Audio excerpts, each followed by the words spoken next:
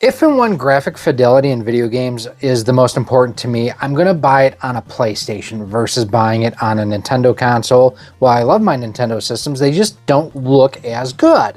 And that's nothing against Nintendo, that's just they're two different strategies. Well, we got some news today about the upcoming development for the PlayStation 6, and quite honestly, if you're a PlayStation fan, you should be concerned. I don't think I've ever quoted AOL on this channel before, but they are stating that Sony might lower the PlayStation 6's price by making it less powerful.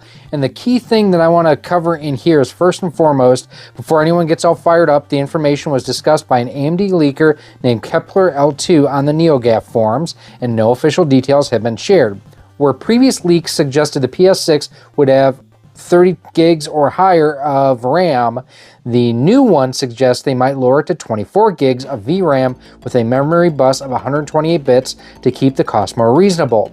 They're saying that doing this would be a $60 BOM or bill of materials reduction. Basically, it's $60 cheaper for them to cut those corners. So the big thing here is they're going to make it less powerful at launch, and we may see an upgrade later on down the road. It's very similar, as it states here, would still provide a performance boost over the PS5 Pro, which has the same VRAM and memory bus specs, but an additional 2 gig of DDR5 RAM for the operating system, allowing games to use more of the main memory. So if this leak is to be believed, first and foremost, cool that they're coming out with another handheld like a PSP or a Vita.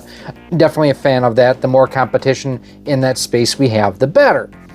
But if they're coming out with a system that has sort of gimped specifications out of the box because they can't get components, then maybe you need to hold off on coming out with that generation of hardware. I mean, I understand that Sony for years has come out with revision after revision after revision in the life cycle of a product, and they've trained consumers to be used to that. I don't want that crap. I really don't. It irritates me. I knew when I bought my PS5 there was going to be a PS5 Pro somewhere along the line.